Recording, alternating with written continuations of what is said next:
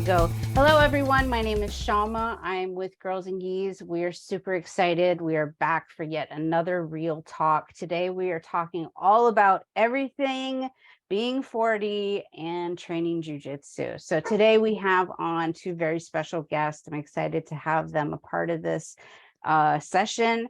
We have Melissa Barberino, formerly known as Melissa Lozano. She is a brown belt under Travis Tooke. She works as a travel advisor, personal trainer. She's a mother, single mother. She trains daily. Imagine that, being a mom and working and training every day. She's a 10-year survivor of breast cancer. She is a catalyst behind her training. So training and physical exercise is a big part of it. She's also an active competitor. She's a world champion, pan champion at every belt since white belt. So phenomenal.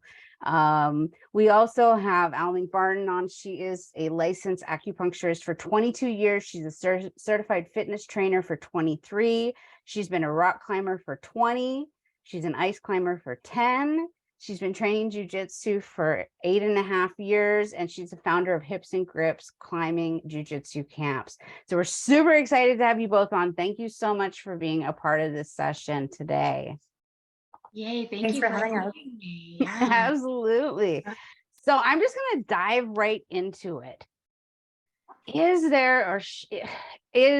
Does age matter on the mats? You know, when it comes to jiu-jitsu, is age a factor?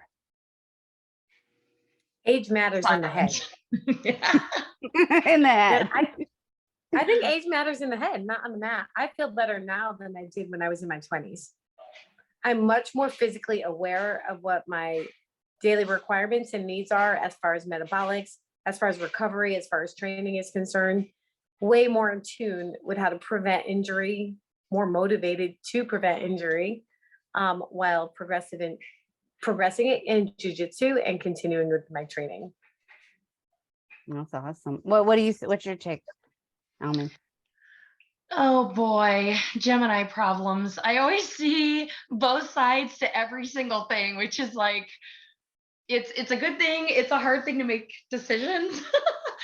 So I'm 46. You know, I do concur with Melissa. I feel the same way that she does. I definitely feel more body aware. I feel like I train more smarter, not harder kind of thing. I feel like I am more efficient from climbing to jiu-jitsu. I also have kind of an unusual circumstance and an unusual pool of training partners. I'm not in a traditional gym setting. My situation is a little bit different.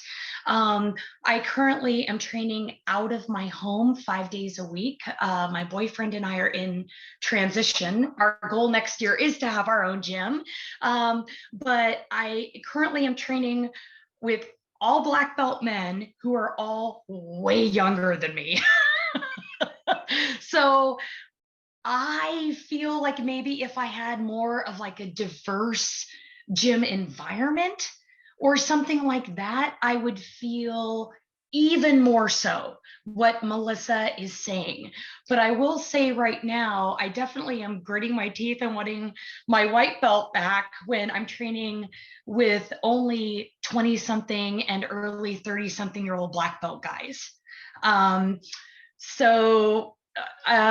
Boy, yes to what Melissa said, but I'm definitely in a little bit of like an ebb versus a flow with feeling that right now.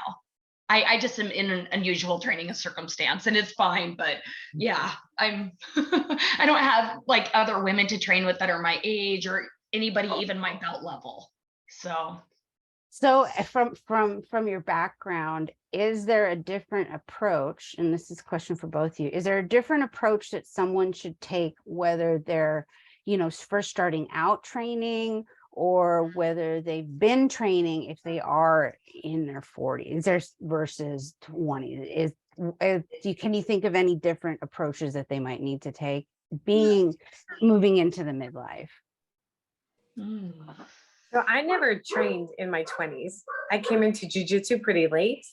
And so I don't really have that perspective, but honestly, I feel completely disrespected when I'm not treated like everybody else on the mat. I want to be worked just as hard as everyone else. I want to set a pace that outpaces everyone. I'm not really interested in being treated like Grandma Gertrude on the mat. I find it highly insulting. So, I don't know. It's a little bit reckless, but I feel more personally responsible for my own body awareness and how I manage my own physicality on the mat. Yeah. You know, right? Know when to tap, know when not to try to muscle out, know when to be stubborn as hell. Right? There's all different approaches to it. Know when somebody doesn't have you, or absolutely when they do, figure out where your openings need to. Well, figure out where the opening in your game needs to improve. But no, I get completely insulted. If I hear one sly comment that sounds remotely ageist, I'm just gonna work you harder. It's, I don't know, my favorite, like those D1 college athletes that come in. I think Melissa is substantially more patient than I am. I don't have the patience for them. Like, I don't even want to play with them. There's kind of a part of me that's just like, man, like I'm not really like interested at all in like the D1 wrestlers. Like, I don't want to deal with them. I just kind of think they're like cocky little SOBs, not really interested. I probably, if I was in Melissa's gym, I'd be like, girl, go get them. That would be me. I would like pass them off to Melissa. Because I think Melissa has more patience and certainly more competitive drive than I do. Yeah, I started jujitsu also in my late 30s. And frankly, it was on a dare. Like, I was not looking to start jujitsu. I was a professional climber, had no interest in jujitsu. I kind of fell into it through this super bizarre, but cool set of circumstances. I was the only girl for 7 years. And so I think in my previous gym. And so I think that probably maybe, I don't know, being the only girl for 7 years, I kind of got a little bit tired. Like, I'm kind of a little bit tired now, I think emotionally. Like, I don't have the emotional bandwidth right now at this stage of my life to deal with the D1 college wrestlers. But to be fair, I'm also not competing as actively as Melissa is. So I think if I was more in that mode, it would behoove me to have more of that mindset that she goes on to the mats with. So I think it is super cool, because I think what you have is a high level competitive athlete. And then I think you have, I would be a hobbyist. I think I would be. I train 5 days a week. I have never not trained 5 days a week. But I think it is kind of interesting, because I was a professional climber for so long. I got like all of my like type A, have to tick off my bucket list and my goals of some of the hardest climbs. I got all that done in my climbing previous life.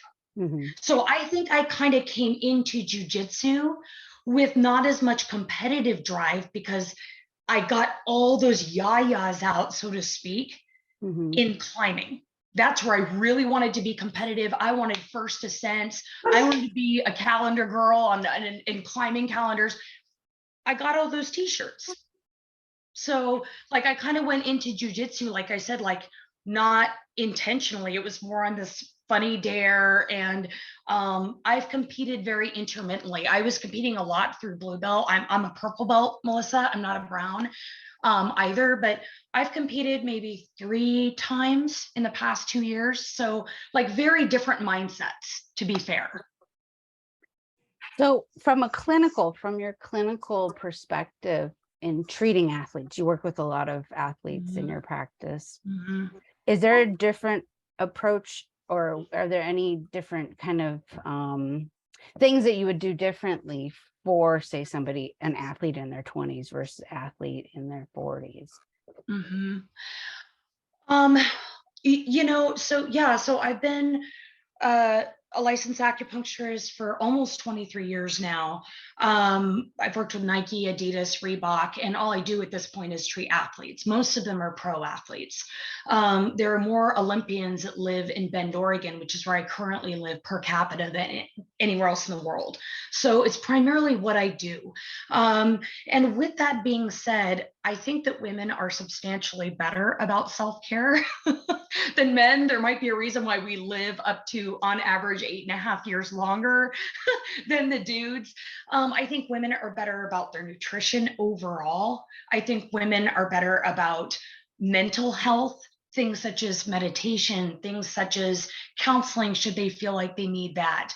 Asking for support and help, which is a huge part of emotional well-being, which is paramount in Chinese medicine. I think women are better about stretching and about yoga.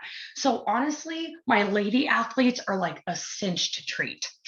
Like, they're so easy because all the self-care bullet points are all dialed in. Like, the women just have it dialed. The guys, I'm like, okay, we gotta talk about stretching and yoga. You're not gonna like it. But we have to, because the past 3 injuries that I've treated you for could have all been prevented if you just had a regular stretching routine. So I think, honestly, I see a huge difference between my male athletes and my female athlete patients. What about you and your experience in working as a personal trainer, Melissa? In personal training, I feel like some of the injuries that men sustain are almost predictable. Very tight hamstrings, poor rotation off the hip. Those are things that if you don't use it, you lose it. I really do believe that motion is lotion, right? The more active you are, the more fluid you are, the more ability you'll have to recover, the more dynamic your motion could be. So I do find like men do have a tendency, if they're not concentrating on recovery and lengthening exercises and not even weight loaded exercises, more resistance. If they're not concentrating on it, they're going to suffer to an extent that I don't really see women suffering. I think women have a tendency to neglect or forget the importance of weight bearing exercises as we age, for our stability and for our bone density. So I do think there are completely different things. But amongst athletes, competitive athletes, sometimes I feel like there's a trend towards seeking recovery in methods that aren't physical. And I think that could be a dangerous mindset to adopt. I'm curious, what would be an example? Herbal remedies, Mm.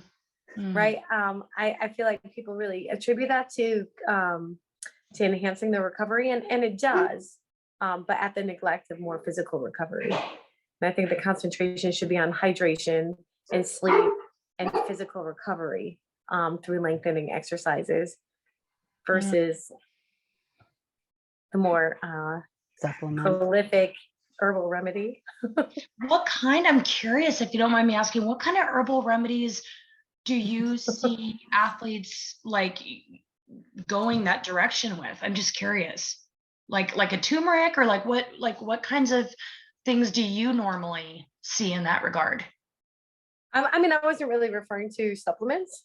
I was more recreational. I got you. Oh, are you talking like cannabis or marijuana? Sorry, I honestly, I'm a little naive in that stuff. So I mean, I'm merely asking out of curiosity, because I'm super curious. Okay. It's okay. So are you talking more about marijuana or cannabis or something like that? Or, right. I think people have or athletes have a tendency to view that as a recovery drug, which it absolutely can be, versus spending the time on physically recovering. Right? Okay, because I apologize, because as a doctor of Chinese medicine, I'm like, okay, is she talking? I'm going like through all my Chinese herbs, right? In my head, I'm like, which one is it? Which one does she see the most? Anti-inflammatories. Yeah, so I'm curious. So okay, that's really interesting. No, for the record, I do think everyone should be taking green tea supplements and turmeric. But okay, no. But I was curious, because I was like, wow, I wonder if she sees like different herbs or like something like that. I was just going more that direction. No. Wow. So what are some things that you would recommend then, or maybe somebody who doesn't have an athletic background, who's wanting to get into shape, who's, who does have the mobility and the flexibility, like in your experience working with people as a physical therapist, what are some regimens or practices that you think they should incorporate a little bit more of? Who are you? Which Yeah, one of I'm us sorry. is I was the- like, I'm what? sorry. Either one of you, go ahead. Yeah, let's have Melissa start. Yeah, go ahead and start on that one. Okay, so I would say there's a requirement for, in my opinion, I think there's three factors really that contribute to overall well-being. Mhm. One of them is the physical training. One of them is the metabolics behind it. And the other is the recovery. And if you're concentrating on 2 out of 3, you're not concentrating on the whole, right? People are really good about either harnessing their diet to fit their physical fitness needs, or leveraging their physicality, their training to get there. But we seem to be leaving out a really big component, and that is in recovery. And that's not just in sleep, it's the quality of sleep that you're having. It's your heart rate variance, not just the number of hours in bed. So that all of that is related to hydration. And I really feel like if we were to create like a pie chart, most of us are missing that third of the pie. Mhm. Mhm. Absolutely. Do you have anything you want to add in, Almine? Yeah, I love what Melissa just said about that. I mean, of course, Chinese medicine affirms everything she just said and puts it in like much more flowery terms. She's just saying it more from like a Western medical perspective, and I don't think that there's any difference in how she or I would affirm how important those things are. I wholeheartedly agree. As both a personal trainer and an acupuncturist, I see the importance and the viability of both Western medicine perspectives and Eastern medicine perspectives. I've lived in India for years, and so I can't help but be a huge fan of yoga. It's not just for me a mental health well-being part of things, but I personally enjoy the physicality of yoga. But I mean, again, everybody has their thing. Everybody has like their top 1 to 3 things that just make them very specifically feel good. I think that there's like general things that we all know are really great for us. Quality sleep, right? Quality nutrition, quality hydration, all the things that, Melissa listed. And then honestly, I think we're all each going to have like our favorite little things too. That's maybe personality dependent. That's maybe, injury or lack of injury dependent. So I think that, everything she said is so true, and it's so important. Absolutely. So I'm curious. So you both kind of started jujitsu a little bit later. In I'm in my 40s too. I'm in this club. Yay! I'm in my 43 here, so I'm amongst you. Yay! But I started a little bit earlier. I started in my 20s, and I'm curious to see your perspective starting later. I mean, I know you can't, there's no comparison, right? But both of you had athletic backgrounds, I'm guessing, prior.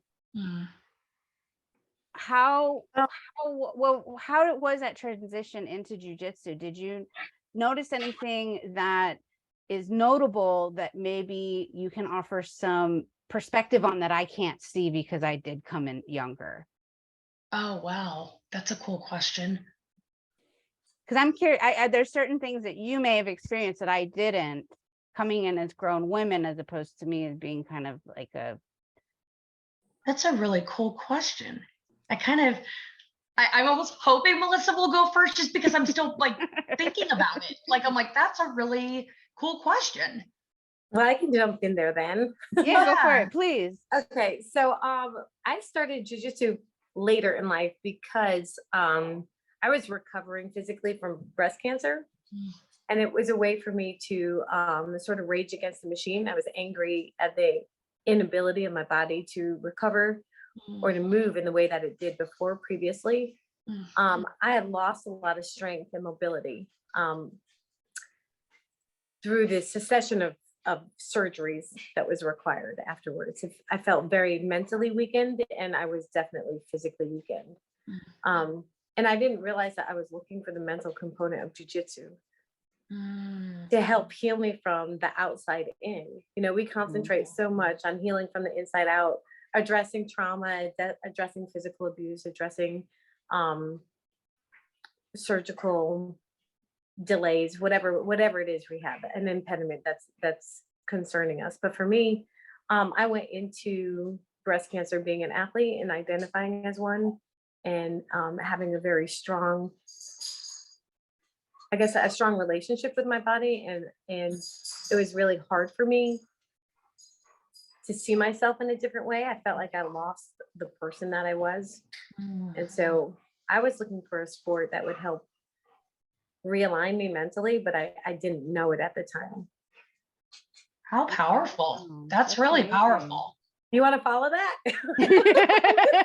No, no, I don't. Gosh, that's, yeah, my best friend, she just had both a hysterectomy and a double mastectomy, and she's a pro climber. And so I've been privileged enough to be a part of her journey recently, and being a witness, I guess, to her emotional process of many themes that you just spoke to. And she was interested in getting some reconstructive surgery in her breast area, and boo-hoo for her, but you know, whatever this means. But she's so shredded from being a pro climber that there's nothing to attach breasts onto, because she's so ripped and she has no adipose. So they're like, you are not a candidate. You can't have this surgery. So then that was a whole other layer of realizing that avenue for her was shut down. That's super sad. Right. And so, but she actually, it's fascinating. She now, like 6 months later, is like, oh my God, I'm so glad I don't have boobs. Like, she's climbing harder than me. She's climbing faster than me. She's climbing. She's just like, I'm as light as a feather. Like, and so that was like a really powerful journey to witness her process of you know, exploring reconstructive surgery, having that denied, and then, you know, backpedaling emotionally and being like, okay, what does that mean? I'm not, it's not even possible for me. And so then reclaiming a different part of herself as not having breasts and being stoked about it. Like, it's really amazing. Like, women are amazing. Yeah. So that's all I can follow, because I agree. have nothing else on that. But yeah, women are little barbarians, right? That's incredible. Yeah. Yeah. That's hardcore stuff. What appealed to you guys coming in? What appealed to you what about jujitsu appealed to you guys coming in? How can we get more women who are later in life interested in this on the mats? And I'm curious to see your perspective, because you were women that came in, you know, in your later 30s into your 40s. Oof. So they feel, I have to compartmentalize those two because they feel like different questions kind of for me a little bit. What appealed to me about jujitsu is I walked into a gym where I mentioned it had one female, and that one female had just moved. And so through a series of circumstances, I ended up losing a bet and a dare. And so I had to try a jujitsu class. That's how I got into it. And I walked in and I didn't even know what it was. Like, I thought it was a kickboxing class. And I walked in, I was like, oh oh my God, like, why are all of these gargantuan men wrestling in pajamas? Like, I had no idea what I was looking at all, did not go into it intentionally. And the bet, whoever lost the bet had to do jujitsu for 3 months.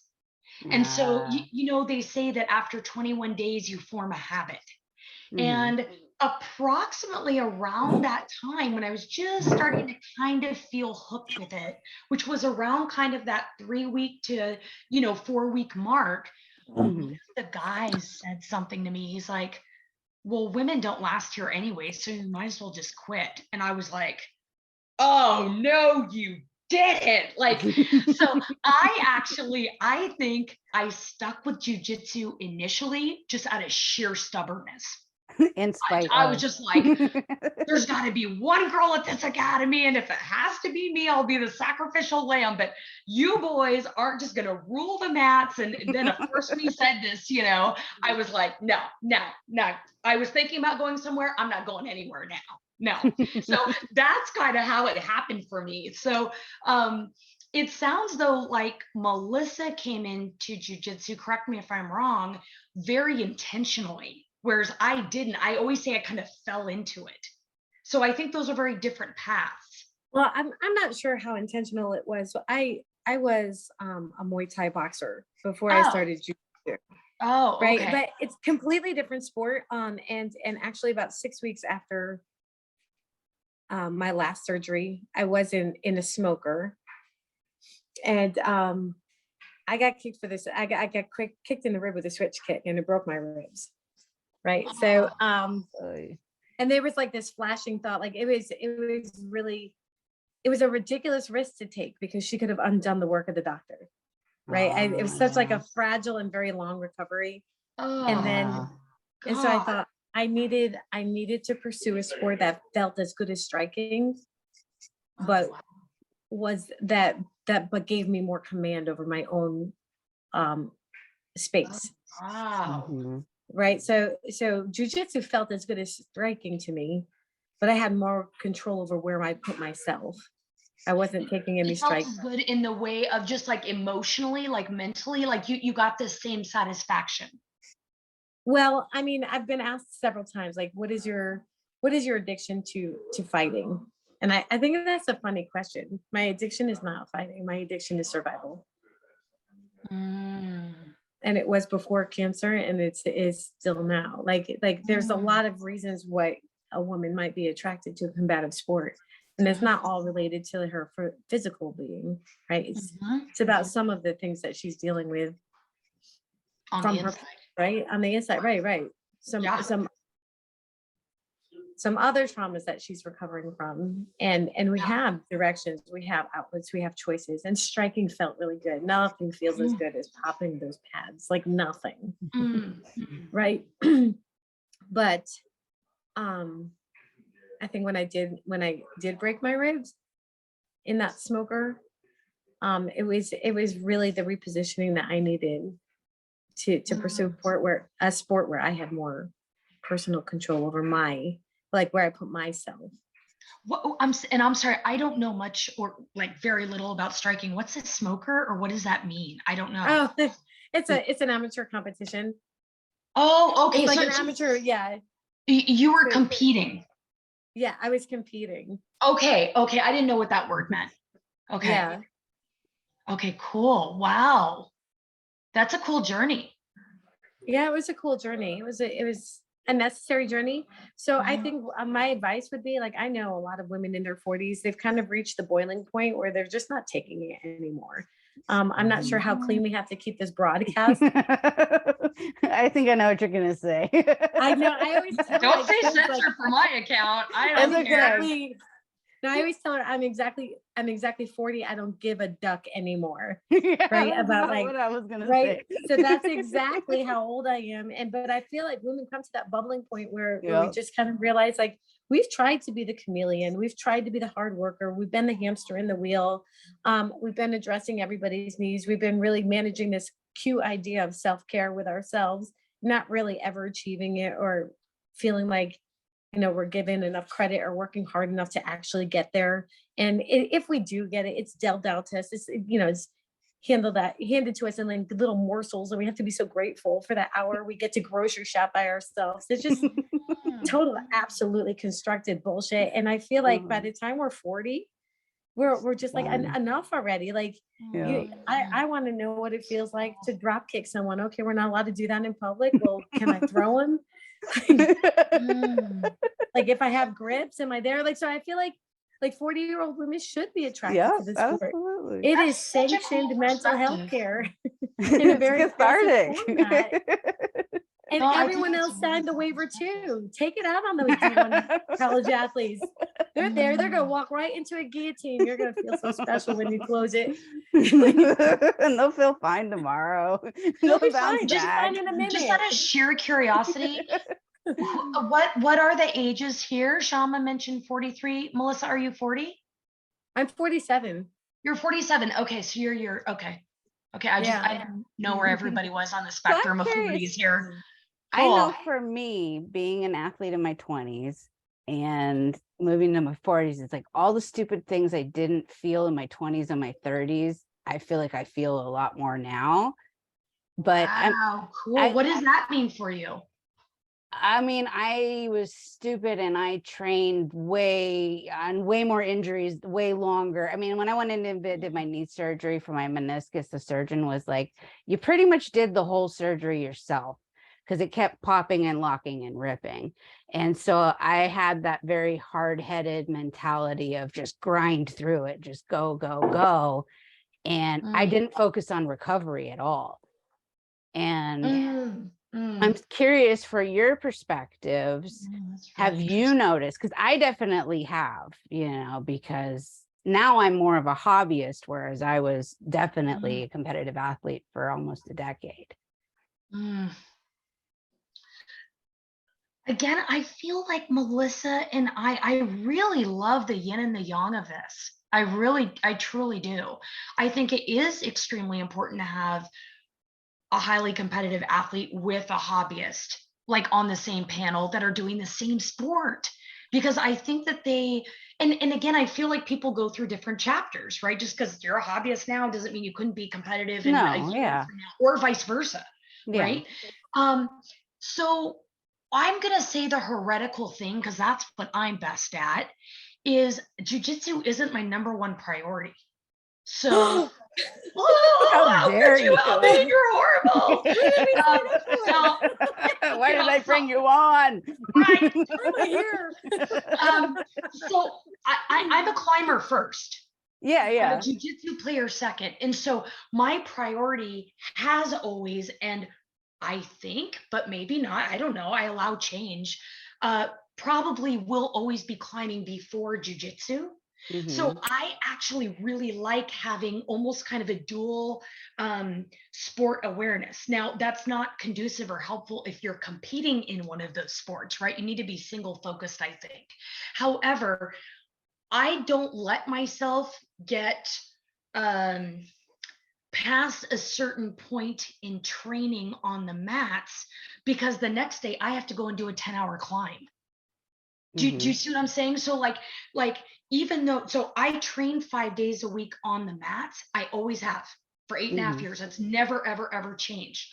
But, and I'm giving it for instance, okay? But if I have a big sponsored climb, right, maybe from Petzl or Mountain Hardware or, something like that, there is no room for me to tell North Face, yeah, I trained a little too hard this week on the mat. Sorry. Like there's no room for that. They don't care. So I like that I have to keep a check and a balance on overtraining in jiu-jitsu, because if I overtrain in jiu-jitsu, it will affect my ability to climb. And that doesn't just affect me. Of course, it could affect an entire team, right?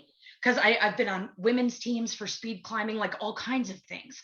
So kind of like with jiu-jitsu, but with a lot more consequence. If I'm overtrained and under recovered and I have somebody's life in my hands, that's a big deal. There's no room for that. So I almost walk a weird razor's edge, which is unusual because I have this sort of system where it's like, okay, I'll go 80% on the mats on Monday. Tuesday, I flow roll. I'll go 70% on Wednesday. Thursday, I just drill. Friday, I'll, have a different something or other. But like, I don't even want to go much more than that because it will affect my climbing. I have fiddled with that and I've played with that. And if I go say, 80% on the mats 3 days a week, I don't climb well. And again, that affects my everything, which also affects my climbing partner. Yeah. So if I'm selfish with Almine just, wants to kick some ass on the mats this week. And if I come to a big sponsored climb or a climb that's like at my edge and just really effing scary, and I come to it underprepared in any way, shape, or form because I overtrained on the mats or under recovered, that's a problem. Yeah. So my climbing kind of has this sort of, it keeps a ceiling, if you will, on my jiu-jitsu training because climbing is my priority, which is I gotcha. a different thing than say maybe, and I don't know, I don't want to speak in turn, but maybe Melissa, who's like, say, competing at every single major championship, jiu-jitsu is her priority. So Yeah. they're different, I think. I'm curious, when you were a Muay Thai fighter and now, have you had to change anything up in your regimens, your recovery, everything like that, Melissa? Oh, that's a cool question. Well, I mean, honestly, everything changed because the delineation between Muay Thai fighting and Jiu-Jitsu was cancer. So yeah, everything changed. Wow. Right. So everything changed. When I was a Muay Thai fighter, I had 4 young children. They were toddlers. Right. And That's amazing. Wow. So it was, the training was prioritized. They went to bed at 7. I went to the gym at 7:30. The diet always focused around it. The recovery was contingent on how well my kids behaved. But they're a little bit older now in jiu-jitsu. We all recovered the same way. My kids are athletes too. So we meal prep together, we recovered together. The focus is more on preparing for the mindset of a competition. And that's probably where I failed in my last competition. I focused less on the mental preparedness. I was redirecting at work and trying to hit an economic goal. So it's hard to keep that balance, right? To become like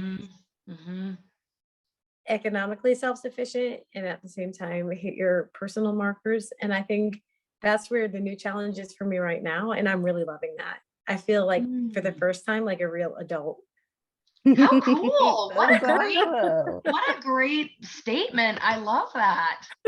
So I'm going to close out with one last, for any women that are tuning in today that, are in our age range and going, oh man, I don't know, jiu-jitsu looks like it's not for me. What would you say to them to get them to give it a try?